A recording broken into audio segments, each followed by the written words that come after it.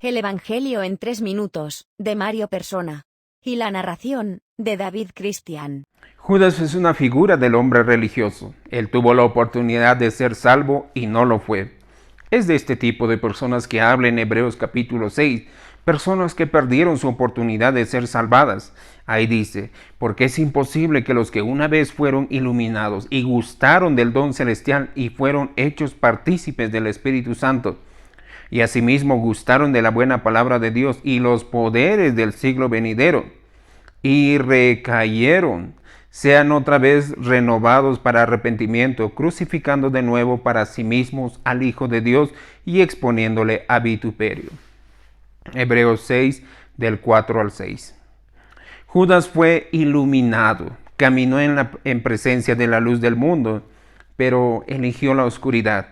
Él probó el don celestial, Cristo. Es como alguien que solo prueba una bebida sin querer beberla. Él tenía su parte de los beneficios del Espíritu Santo, quien convence de pecado, de justicia y del juicio venidero. Pero Judas cauterizó su conciencia. La boca de Judas probó y predicó la buena palabra de Dios y también experimentó los poderes o milagros del mundo venidero. Aún así, decidió no creer. Es imposible que una persona se arrepienta después de rechazar tantas oportunidades. Cualquiera que vio a Judas caminando con Jesús nunca dudaría de su fe, pero esa fe nunca existió. Judas solo llevaba una fantasía cristiana, como muchos lo hacen. No creen en Cristo como Señor y Salvador. A todos les gusta la idea de un Salvador Jesús, pero no todos lo quieren como Señor o dueño absoluto de su vida y voluntad. Lo que siempre hacemos voluntariamente es rebelarnos contra Dios. Cuando Jesús caminó aquí, dejó en claro que su deseo era hacer la voluntad del Padre, no su propia voluntad. Ahora, si Él, que es Dios y hombre sin pecado y cuya voluntad es más que perfecta, no quería hacer su propia voluntad, ¿qué nos pasa a nosotros débiles y pecadores? ¿Saben lo que significa la palabra pecado? En 1 Juan 3:4 dice que el que comete pecado también comete maldad.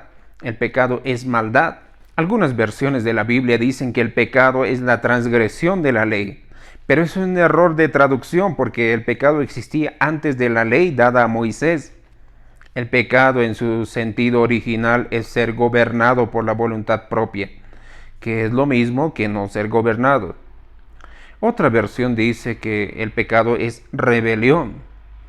Así vivían los cristianos de Éfeso antes de su conversión, y Pablo les recuerda esto en la carta a los Efesios capítulo 2.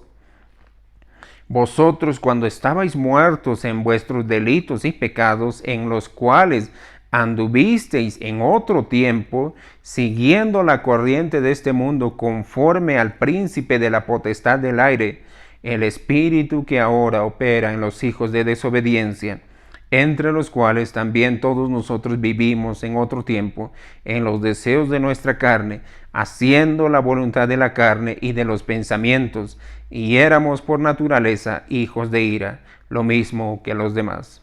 Efesios 2, del 1 al 3. Es hora de que sometas tu vida y voluntad al Salvador y Señor Jesús para ser salvo eternamente. Esta es tu oportunidad. ¿Qué puede pasar si no lo haces? Eso lo veremos en los próximos 3 minutos. Si aún tienes 3 minutos. Visite en 3minutos.net. ¿Tiene preguntas? Visite respondiendo.net.